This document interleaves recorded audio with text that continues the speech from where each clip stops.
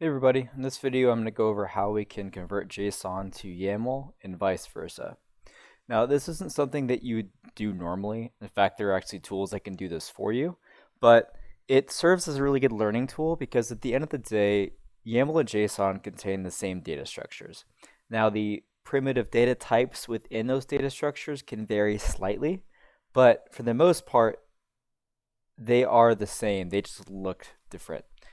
JSON and YAML, they're going to be lists and dictionaries. So once you get good at converting between the two, it just serves to show that you understand the principles of JSON and YAML, and you should be able to write them from scratch if you need to. So that being said, I have a few examples that we're just going to work through. We have a couple JSON examples and then a couple YAML examples, and we'll just convert between the two. So starting off with example one, I have some JSON data here. So both YAML and JSON use indentation to indicate the level of the structure that you're in. So starting off, let's go ahead and actually create an answer file. So we'll just say answer1.yaml. And we'll just pull this off to the right, like that. So let's just look at the JSON data. So at the root level, we have a dictionary, and we know this because we have opening and closing curly braces. Now in YAML, we'll go ahead and do 3 dashes just because that's a standard for a beginning of a YAML document. But in YAML, there's no like beginning and opening or opening and closing curly brace. If we have a dictionary, then it's just going to start off with key value pairs. Okay, so in YAML, we don't have anything to denote the dictionary other than the fact that we're going to have a key value pair. In this case, the first key in our JSON is the data key. That's our first and only key.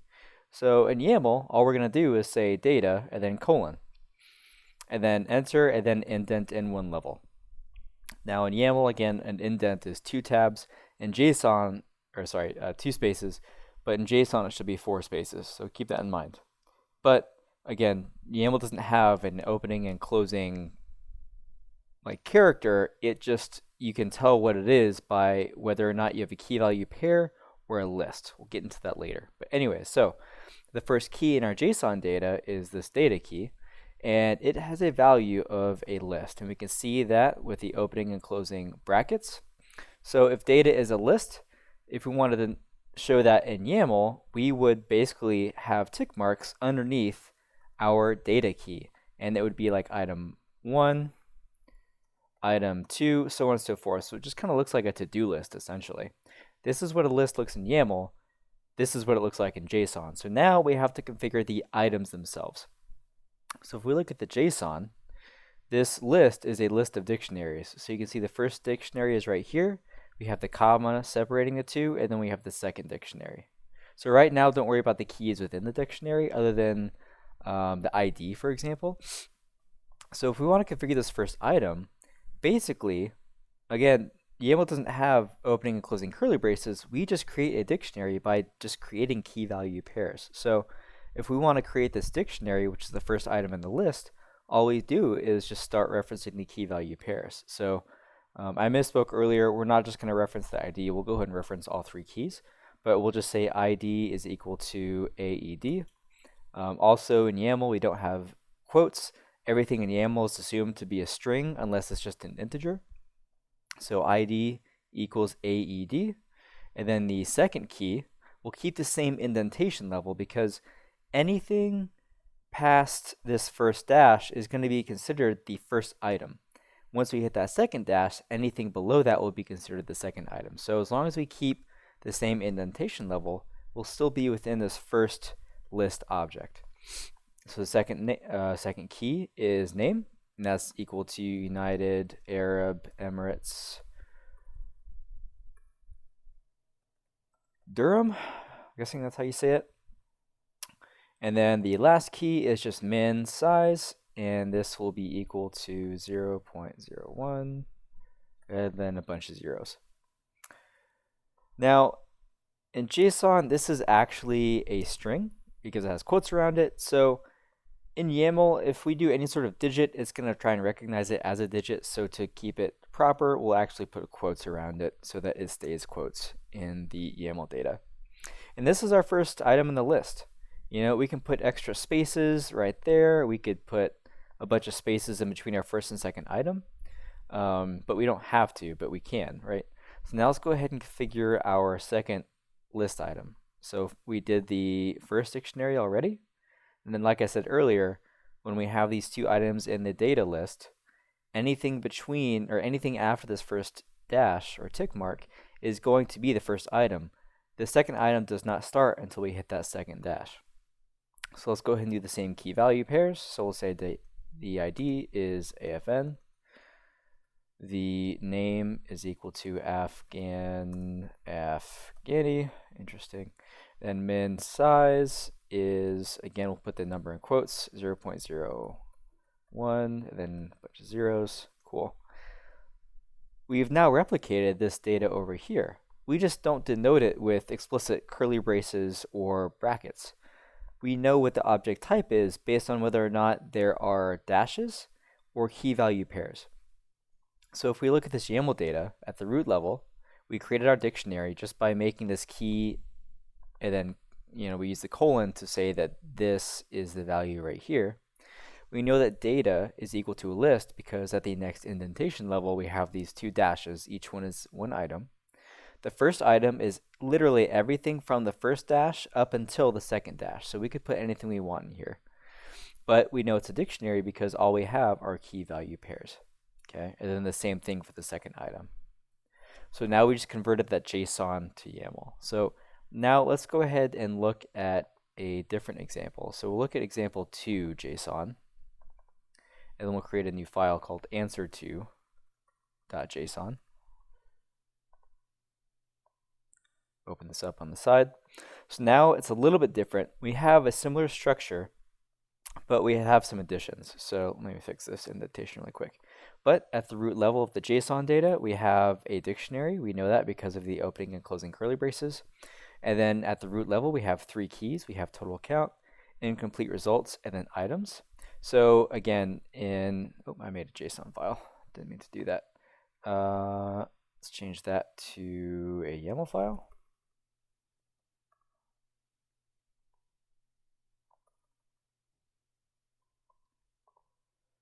Now I'm editing the wrong file. All right. Answer2 YAML. There we go. Okay. So, like I was saying, we have 3 root level keys in the JSON dictionary. So, in YAML, in order to start off with a dictionary in our data, we just start making key value pairs. So, we're going to say total count and set that equal to 8410873, which is an integer. And YAML recognizes an integer, and you can tell that because the text is like a slightly different color. But that's our first key value pair. Next one is incomplete results, and that's equal to true. And then the third key value pair is items. Now in JSON, we know items is equal to a list because of the brackets. So if we want to make items a list over in our YAML, we have to put dashes underneath the items key. Now we have 2 items. We have 2 dictionaries, one right here. We have the comma separating them, and then the second dictionary right here. So the first item we'll denote with a dash and then a space, and then we can make another dash if we want. But this time, again, anything from here to here will be that first item. So since it's a dictionary, we can just start writing key value pairs. So ID is equal to this guy. We'll just copy that over. And then staying within the same indentation level, which keeps us inside that first item, we say name, and that's local stack. The stargazers count is equal to 42646. And then the last key is just language, and that is Python. So in this case, since ID and stargazers count are actually integers in the original data, I'm fine with keeping them integers in the YAML data. But anyways, that's our first dictionary object. We have all the necessary key value pairs. So now we can start on our second item, which starts at the second dash, ID colon. I'll just copy this over, Control C. And then the second key is name, public dash APIs. Third one is stargazers count. 204, 545, and then the last one, language equals Python. And now we have our answer. In fact, we can actually check this on an online website. So let's take this JSON data and we'll copy it. And let's put it into a JSON to YAML converter. So I've gone ahead and pulled one up. This one's called jsonformatter.org. And we can just go ahead and copy that data. And we can see the equivalent. And if we copy that and put it in our answer document, they are completely identical. Now their answer doesn't have any empty lines, but besides that, it's all the same. So we can get rid of the empty lines and our answer would look exactly the same. So again, there's no explicit like curly braces and brackets to denote lists and dictionaries. We just start writing it. The trickiest part is just understanding when something is a list, because we just have to know that if there is a dash mark, anything to the right of that dash mark is considered part of that single item, and then that item is a member of the parent list. Okay, so that's the only tricky part of YAML. But once you get used to that, it's really easy to write. And one additional benefit to using YAML over JSON is that I can put in a comment. So I can use the # to write a comment. So my comment here, I can't do the same thing in JSON. So that's another reason YAML is more user-friendly. So anyway, so that's the two JSON examples. Now let's do it backwards. Let's convert some YAML to JSON. So let's start by working with example1.yaml. And then let's create an answer1.json. And then this will be where we put our answer. Cool. So, all right, looking at the data at the root level. At the root level, we actually have a list now. And you can see because that's because at the very left, we have a dash. So in our data, in our JSON data, we're actually going to start it off with an opening bracket. Now, anything to the right of this dash mark is considered the first item. If we had a second item in this root level list, we would see a second dash down here, and then, you know, some other key value pair down here, like that. But in this case, this root level list only has one item, but that one item is this entire thing, okay? So anyway, so in our list, the first item is going to be a dictionary, and I know that because we have key value pairs within this right after the first dash mark. So we'll just start entering the key value pairs. So the first one is just name. Now again, we got to do quotes because we're in JSON now. So we're going to say name, then colon, generate device configurations, comma, and then our next key value pair. Oh, oops, my bad. So one thing I forgot to do is, so we have our list, but this is in fact a list of dictionaries, right? We only have one dictionary, but it is a list of dictionaries. So what I forgot to do was denote the start of my first dictionary. So opening curly brace, and now we can start doing key value pairs. So name, generate device configurations. That's our first key. Hosts is set to localhost.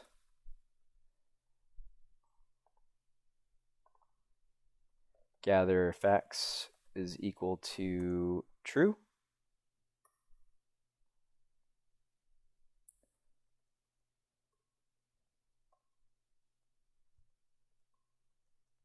And now we get to the tasks key.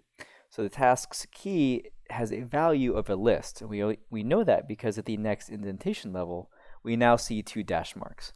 And again, everything starting at the first dash mark up until the second is the first item. So now, kind of like we had before, we now have a list of dictionaries. So this whole thing is a dictionary, and this whole thing is a dictionary as well. So anyway, let's create it in JSON. So the key is called tasks, and this is equal to a list. Now it's a list of dictionaries. Oops, I forgot a comma right here. But tasks is a list of dictionaries. So we have two items, so two dictionaries. We can go ahead and create our opening and closing curly braces, like so.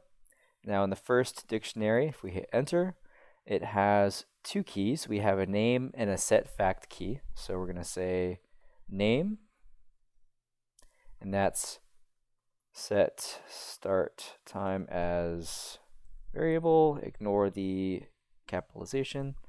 The second key is called set fact. Now set fact itself is equal to a dictionary because at the next indentation level we just have a key value pair again. So opening curly brace, hit enter. The only key is called start time. Okay, so we'll make the start time key, which has a value of this stuff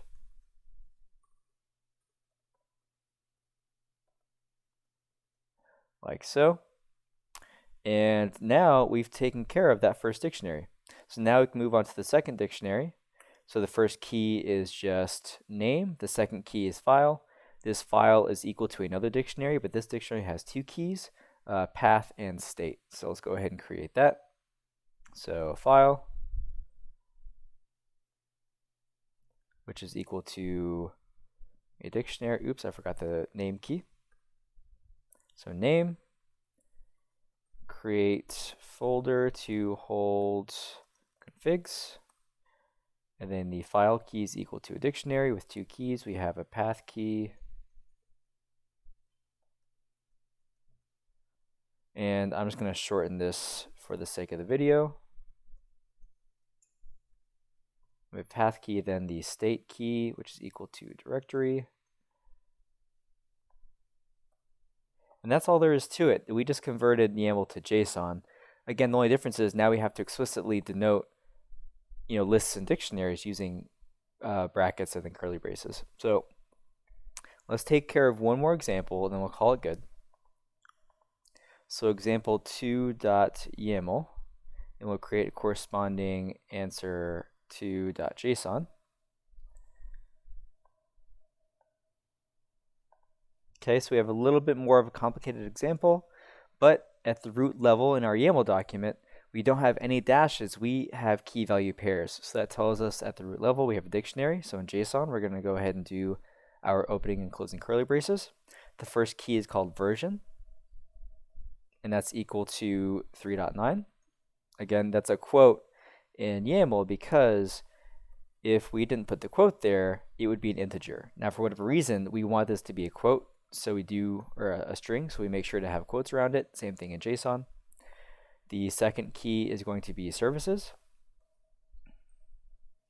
Now, services is a dictionary because at the next indentation level below the word services, we don't have dash marks, we just have names of keys. So DB, web, Nginx, etc. So let's go ahead and do that. The first key in our dictionary is going to be DB. So in quotes, DB. And then DB itself is also a dictionary because, again, we have no dashes below it, so we have just key value pairs. So DB is a dictionary, so opening curly brace.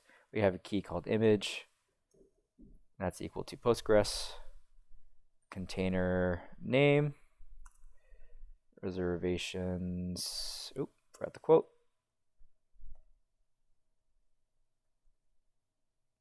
And then the last key is called volumes. Now, volumes is a list, and we can tell that because of the dash underneath it. So set volumes equal to a list with brackets. Now, in this case, we just have a single item, which is a string. So in the previous examples, we had lists of dictionaries, but in this case, we just have a list of strings, but only one string in the list. So in quotes, we're just going to say Postgres data, blah. I'm going to ignore the rest of that for the sake of the video. And then now we can move on to this web key. So at the same level as DB, right, because it's at the same level in YAML, we'll do the same thing right here in the JSON data. So that's our first dictionary. Now comma, and we'll start the next dictionary. First key, oops, actually we will say web, and this is equal to a dictionary, so opening and closing curly brace, image, reservations web, we'll skip some of these keys. Let's go ahead and do the expose key. So expose. Now, kind of like before, expose is a list. Now, this is a list of integers, and we know that because there are not quotes around the number 8,000. So this will be recognized as an integer. And expose has dash marks, or dash marks right beneath it, so it is a list of integers. So over in JSON, we'll denote it as a list with an opening bracket, and then the first item is just 8,000, and there are no other items in that list. Then the last key is just volumes, and this, like before, is a list of strings. So open the list, and the only item in this list is this guy right here. And I'll just copy it like that. Boom. So now we've taken care of the web and DB dictionaries. So let's take care of the Nginx dictionary and then call it good. So back over in our JSON data at the same level as DB and web, we have a comma and then a new dictionary key called Nginx. Set this equal to a dictionary because right here Nginx does not have any dash marks beneath it. Then the keys are image, set this to reservations Nginx. And then the next key is container name.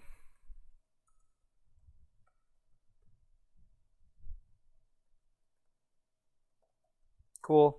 And then the ports key.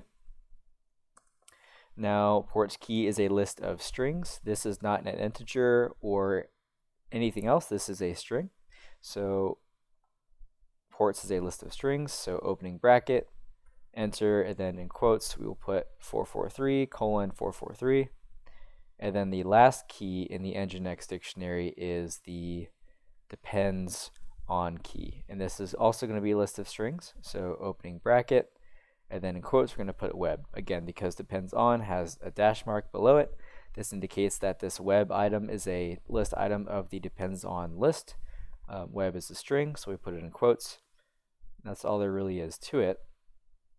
We'll go ahead and get rid of that out of the example. But now, if we can, if we go to that website again and check our answer, we'll go ahead and copy this. In a second web page, I have a YAML to JSON converter. We'll go ahead and paste that. And then let's copy this, Control A, Control C, and then I'll show you the compare function available to us in VS Code. So I'll create a new file in our directory. I'll just call it from website.json. We'll copy that answer in there. Now we can compare this with the answer2.json. So we're going to select it.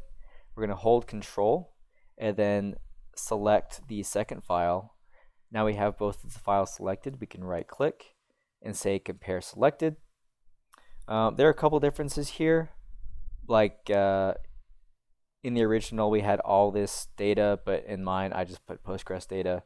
And then same thing here. I ignored the container name key. I didn't put it in mine. That's totally fine. But besides that, you can see the data is all the same. So we did it correctly. At the end of the day, you just need to understand lists and dictionaries. So again, YAML, we're not going to explicitly denote lists and dictionaries with their respective characters, but you can always use this JSON to YAML converter. Again, the one I use is called jsonformatter.org, but there are a bunch of them out there. There's probably even one built into VS Code. I just don't use it. But anyways, that's all I've got for this video. So thanks for watching, and I hope you have a good one.